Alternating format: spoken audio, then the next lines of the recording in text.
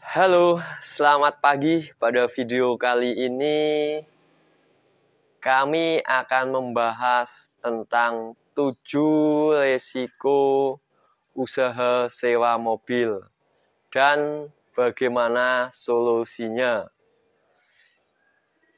Setiap usaha pasti mempunyai risiko. Begitupun dengan usaha sewa mobil. Namun setelah mengetahui risikonya, kita harus tahu bagaimana cara mengantisipasinya.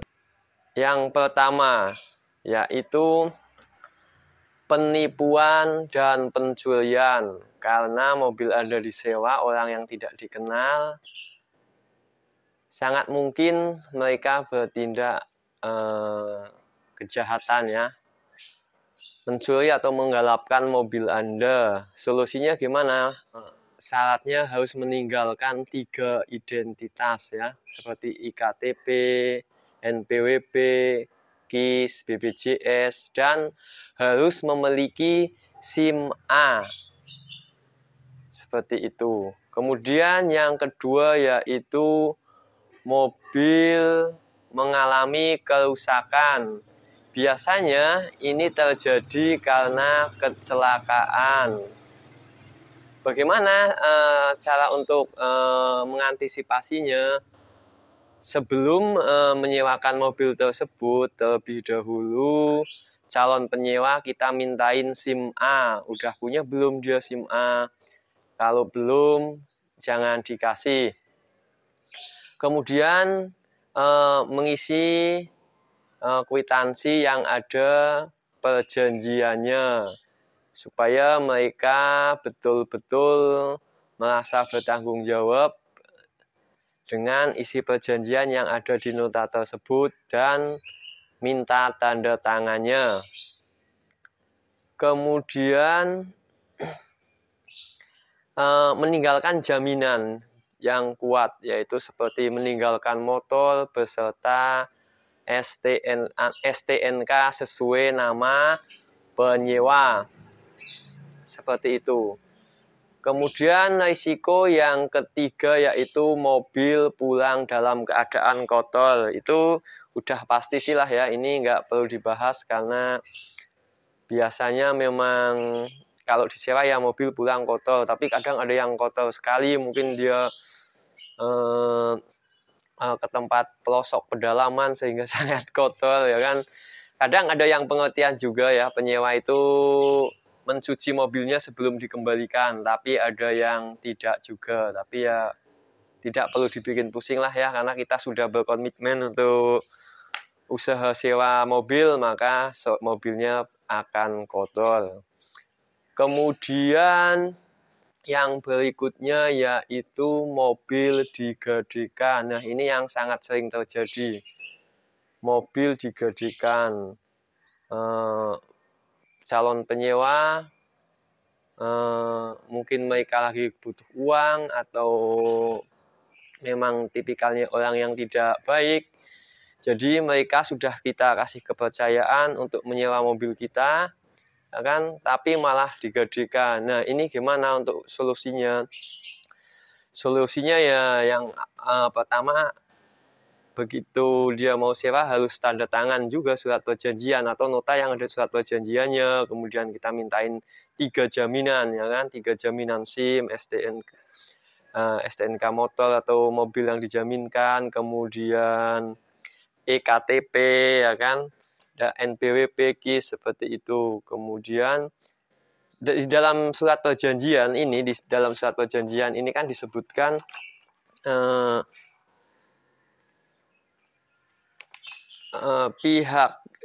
pihak dua tidak berkenan untuk mengalihkan kendaraan atau menggadekan. Jika terjadi, maka akan dijerat pasal penggelapan. Nah, ini jika terjadi dan mereka sudah menandatangininya, maka kita akan laporkan kepada pihak yang berwajib dan akan segera berurusan dengan hukum yang berlaku di Indonesia. Seperti itu, ya kan? Kemudian risiko yang berikutnya yaitu mobil tidak laku ya. semua usaha pun kadang tidak laku. Nah, solusinya gimana supaya laku? Kita harus rajin berpromosi, baik lewat Facebook, Instagram maupun WA. Kita sering-sering aja update status ketersediaan mobil kita pada hari ini, ya kan? Maka teman-teman kita, relasi kita akan melihatnya, dan jika mereka membutuhkan, mereka akan menghubungi kita. Kemudian bisa juga lewat Google AdSense ya, lewat Google ya, lewat Google atau lewat website seperti itu. Kemudian risiko berikutnya yaitu penyewa tidak bayar alias ngemplang. Nah, ini kadang juga terjadi nih bagi para rental pemula. Ini biasanya sering terjadi. Ada orang yang pura-pura mau nyewa tapi ujung-ujungnya ngemplang, dia nggak bayar gitu. Nah, gimana untuk mengatasi ini? Solusinya gimana? Solusinya ya itu tadi, pembayaran dilakukan di depan, karena kalau tidak bayar ya jangan kita kasih mobilnya, seperti itu. Kemudian harus meninggalkan jaminan. Kalau nggak bayar jaminannya jangan kita kasih, ya kan? Motornya jangan kita kasih, atau identitasnya, KTP, NPWP, KIS atau SIM-nya itu seperti itu. Nah, yang berikutnya yaitu risikonya yaitu mobil dikembalikan tidak pada waktunya alias telat ya, telat mengembalikan tanpa memberitahukan terlebih dahulu. Ini bagaimana solusinya dan cara mengantisipasinya? Itu di awal atau di nota perjanjian itu lebih baik dicantumkan di sana, jika mau perpanjang harus menginformasikan kepada pemilik rental 3 jam sebelumnya. Kemudian untuk mendapatkan persetujuan apakah sudah ada jadwal berikutnya apa belum, karena pasti kita juga harus membuat jadwal. Kemudian di sana biasanya juga akan dikenakan biaya tambahan ketika telat mengembalikan. Biasanya 1 jamnya itu 25.000 ya kan, seperti itu. Kemudian untuk jarak juga kami tentukan, misalkan jaraknya nyewa 1 hari tapi jaraknya ke Surabaya atau jaraknya ke Bandung atau ke Jakarta, itu sangat merugikan bagi pemilik usaha rental, karena di sana jaraknya sangat jauh, pemakaian BBM-nya dan penipisan bannya perlu diperhitungkan. Makanya kami itu akan menghitung 3 hari ya kan, walaupun makainya sehari tetap hitungannya 3 hari atau minimal sewa 3 hari kalau ke tujuan tersebut tadi. Demikianlah tadi 7 risiko usaha rental mobil dan motor. Mudah-mudahan bermanfaat.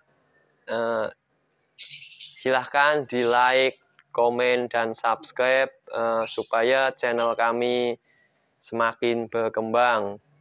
Terima kasih sudah menonton. Sampai ketemu di video berikutnya. Ciao, ciao. Assalamualaikum warahmatullahi wabarakatuh.